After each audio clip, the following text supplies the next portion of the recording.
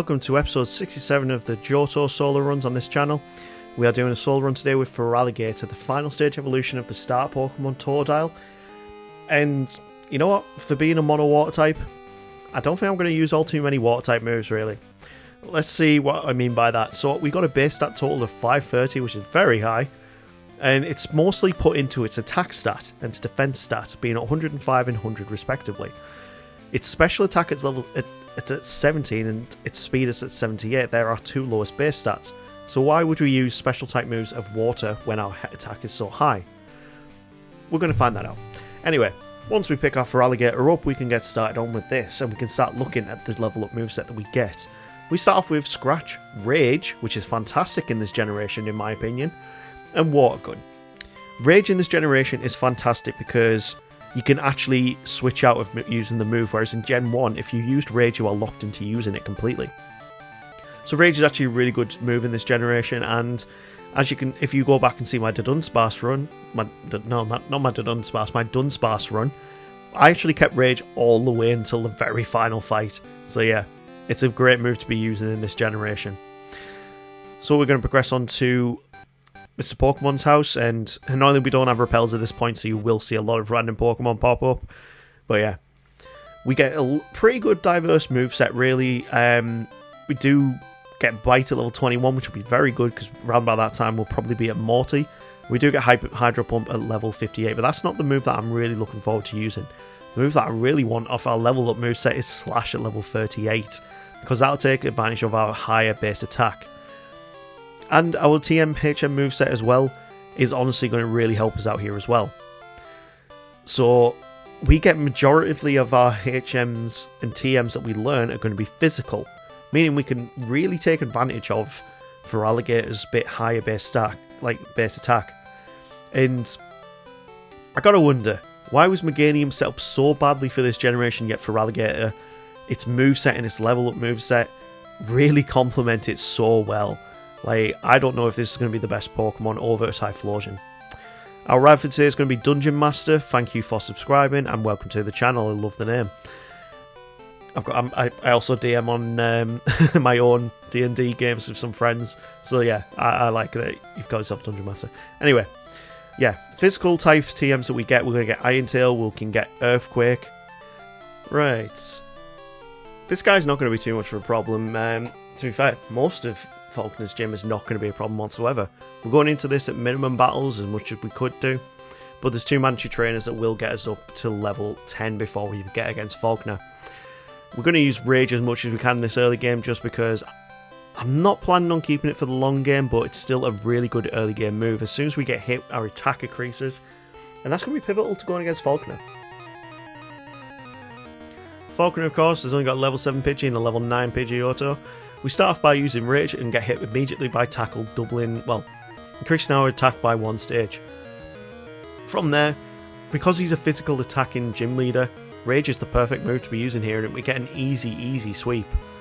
And that's the first badge done. Let's progress on to Gym Leader 2. But before that, of course, you've got a few trainers, mandatory trainers you need to go against, and you also need to go and pick up the egg from Professor Elm's assistant.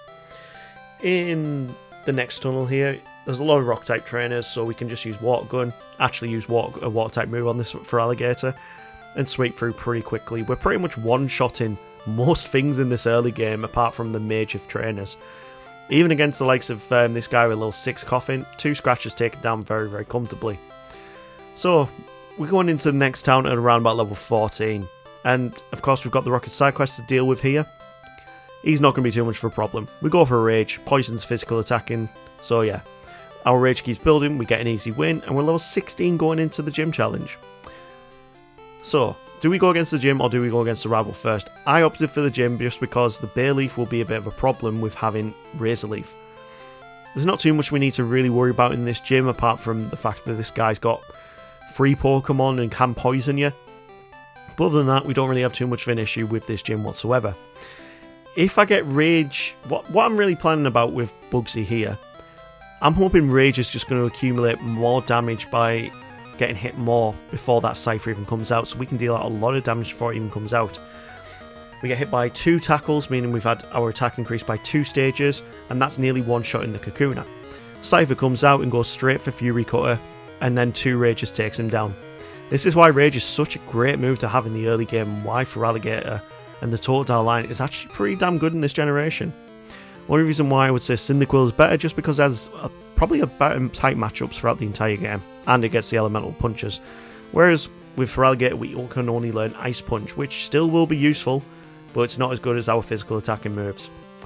The rival, not a problem really whatsoever. We do get put to sleep, meaning we do not get paralysed by Lick, and we get into the Bayleaf, and we can use Fury Cutter. Now, we get down to very low HP here when the Zubat comes out, but thankfully because of the accumulation of Fury Cutter, we managed to win first time.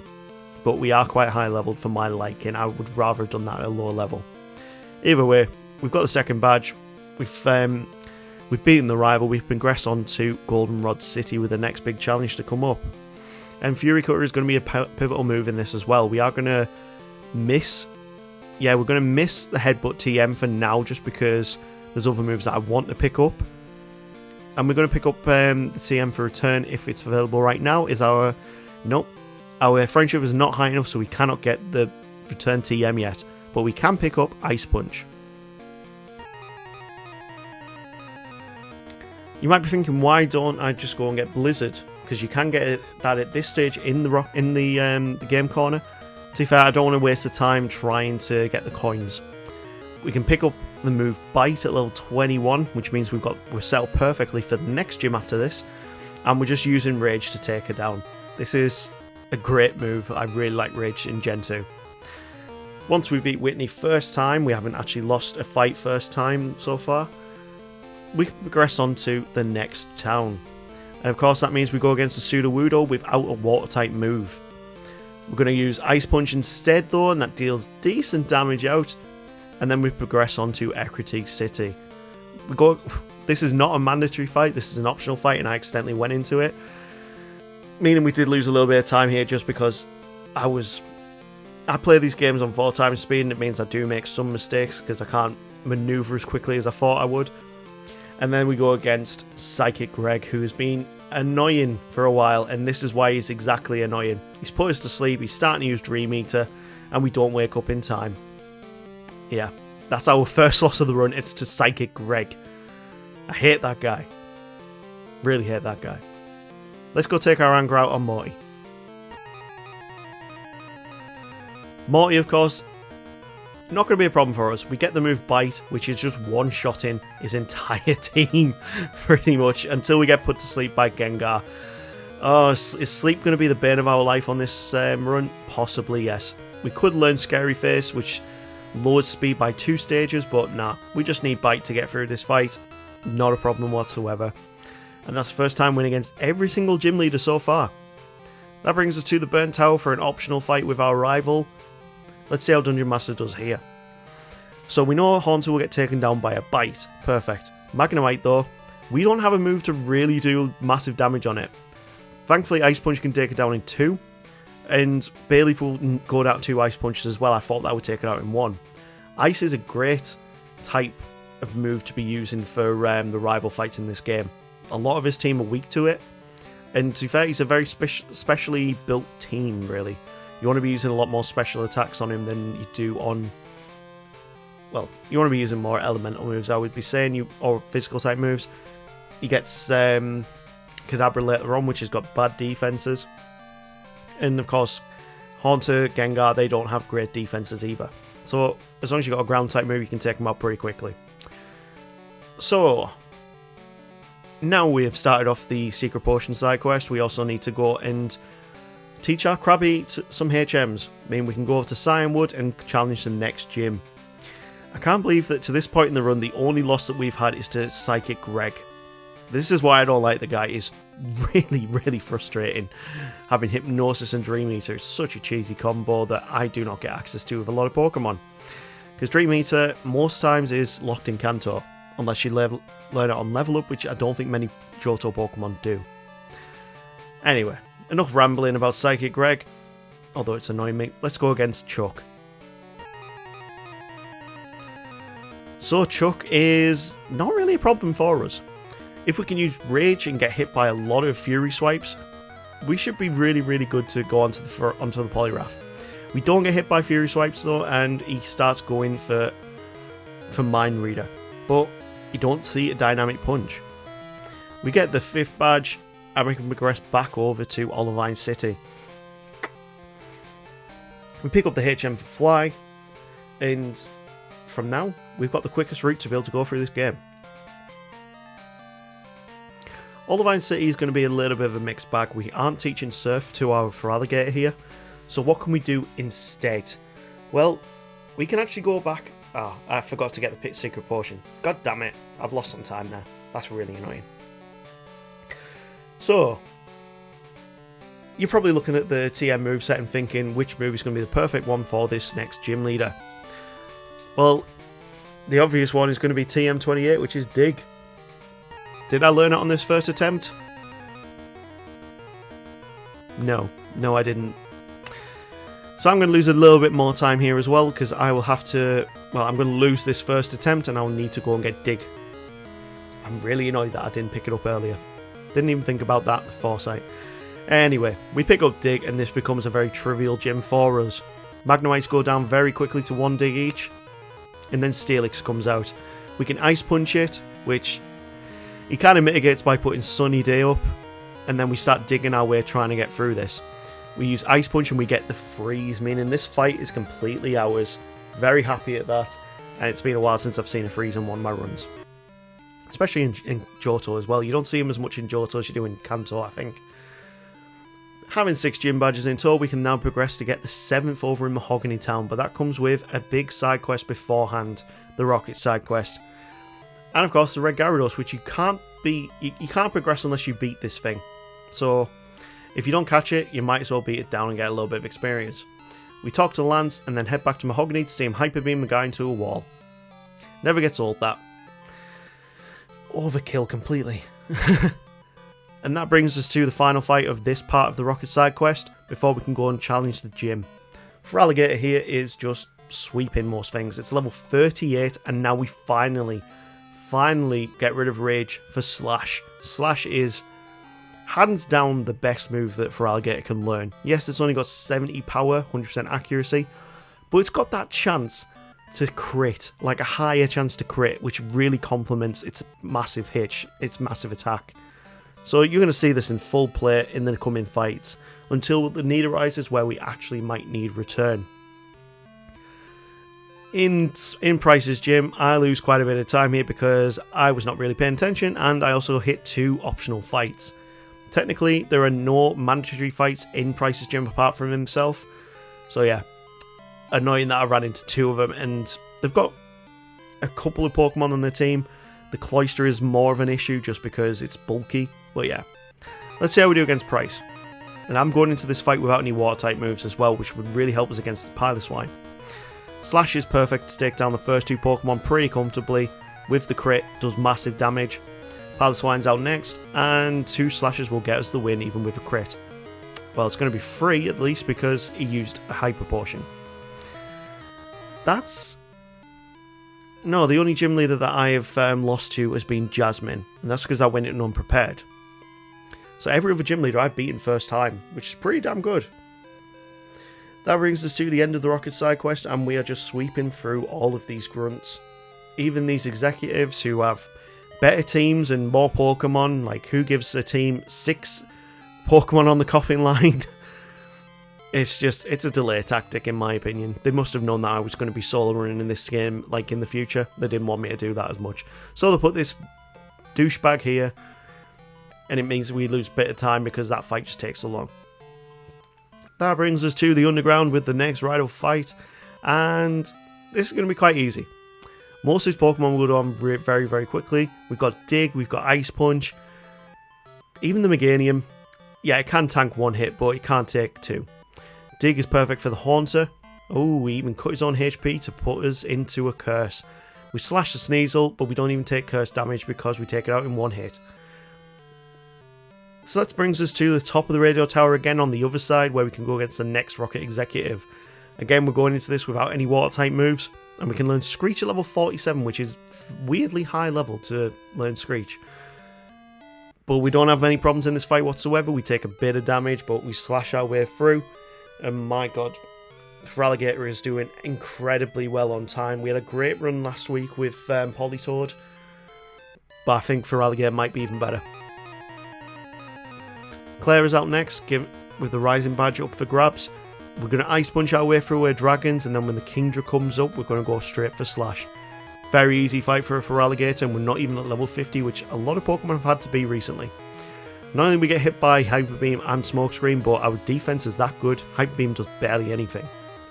Once we go pick up the Dragon Fang, which I hate having to deviate away from there and go through a few minutes of time to go and pick this up just to get the badge, it's annoying. Like, this part is just annoying.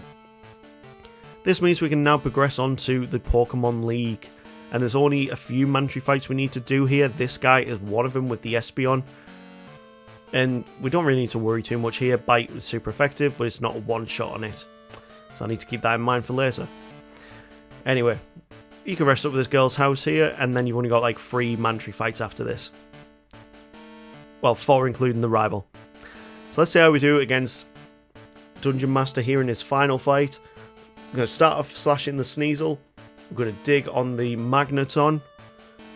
Next comes out Meganium, which is going to go down to Ice Punches after being frozen. Gets in. Ice Punch takes down the Golbat, and this is an incredibly easy sweep for us. Oh, we messed up and used Slash instead of Dig. We take some curse damage, which is the most damage we took in this entire fight, apart from, well, yeah, that is the most amount of damage we took. But we beat him first time and progress on to the league. So far, 2 losses. Not bad to get to this stage with only 2 losses in the entire run. We pick up some max repels because we will need them for Kanto, and pick up some full restores before starting the league. Will is up first, and with Bite on our moveset we should do pretty good, but a lot of his Pokemon as well do succumb to the Ice type.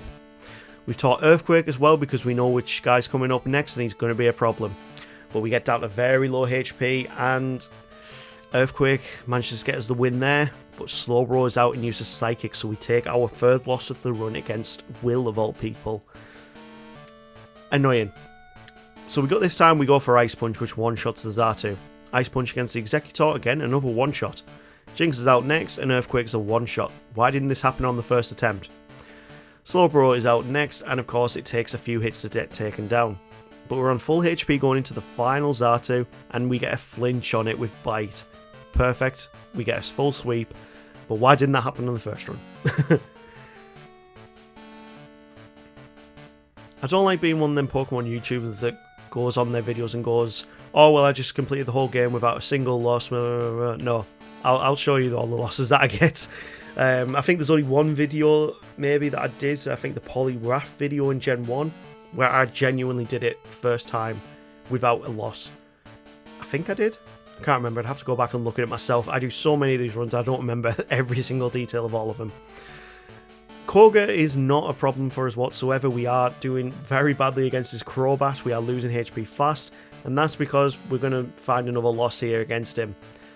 Double team strats are just cheesy. This time around, we do a lot better. We Earthquake, we Slash, we get through this pretty comfortably. Fortress is a bit of an issue, but thankfully all it does is go for spikes on the first turn. That brings us to going against the Muck, where it one-shots to an Earthquake.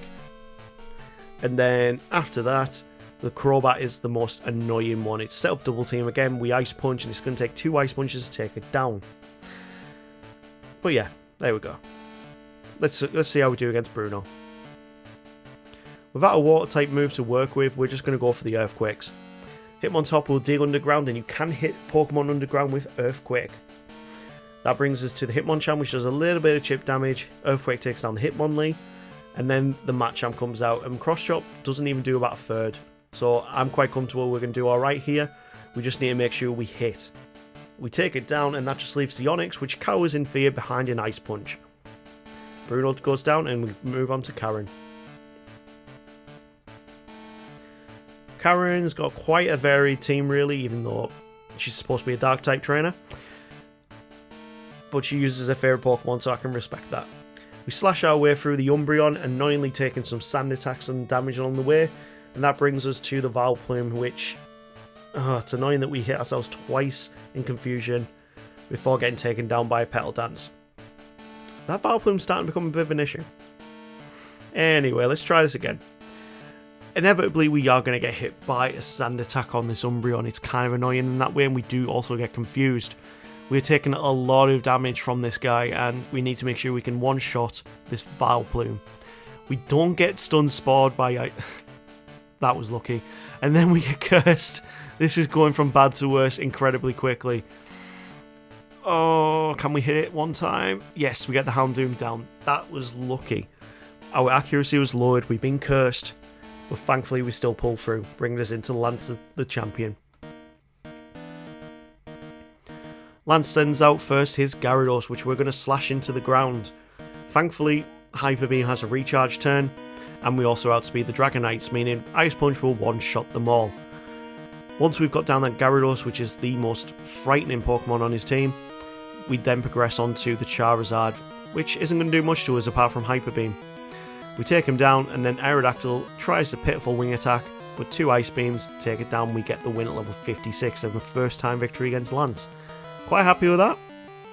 What time did we finish on? Because I feel like that was quicker than Politoed. Let's see how we did. Level 56, which is 1 level better. And 3 hours 49 minutes. Okay, it's a few minutes better. 3 minutes better than Politoed. I'm happy with that. Very happy with that. That's a high tiering run. Don't think it was as quick as Typhlosion, but yeah, that's a very high tiering run. Let's move on to the post game and see how we do against Blue. So, Blue is going to start off with his Pidgeot, which should go down to an Ice Punch or 2. We only take minor damage there. We use Ice Punch against the Executor as well, and he goes for Solar Beam, meaning he needs to use 2 turns, and we get 2 Ice Punches in. Slash takes out the Alakazam, and then the Gyarados comes out, and this is... Yeah, we needed 3 slashes to take it down. Probably 2 if we got a critical. Earthquake does big damage on the Arcanine, and he full restores back up. This time around, he full restores back up twice because he's cheesy and we can't use healing items. And level 65, we get the win. Would have been a lot lower, but at the same time, we also had to go through Kanto and beat all their gym leaders, so we do get up levels there. This brings us to the penultimate fight against Red. What level can we finish on? Pikachu is out first, and we need to take this down immediately because Thunder just does big damage. Oh, we're paralysed, we've got 61 HP, and then Venusaur comes out. This ain't a good matchup. Yeah. We need to be a higher level enough to be able to outspeed that Pikachu. If we can't outspeed it, we haven't got a good chance. This time round though, Pikachu decides to go for full restores and return 1 shot. I've not even set up there. And then the next turn we get a freeze on Venusaur. This means we can fully and safely set up on Curse and we can just sweep through the rest of this fight. We've got Rest, we've got Return, we've got Ice Punch. And have I got Surf still? Oh, I got still a Surf? Oh, yeah, I remember. I redid this entire run to... Oh, no, I didn't. No, we didn't. I didn't even put Surf on Feraligatr. No, I'm thinking about a different run. No. Feraligatr did not learn Surf in this entire run. But once we're at level 67, we can just sweep through his entire team. Yeah, level 68 we finished on. And that's a very low level. There's not many Pokemon under level 70 that I've been able to complete the game with. Because I don't use held items on these runs. If I used held items, it'd be a lot lower. But yeah, we managed to beat at level 68. Return, Ice Punch, Curse, and Rest. And we finished on 5...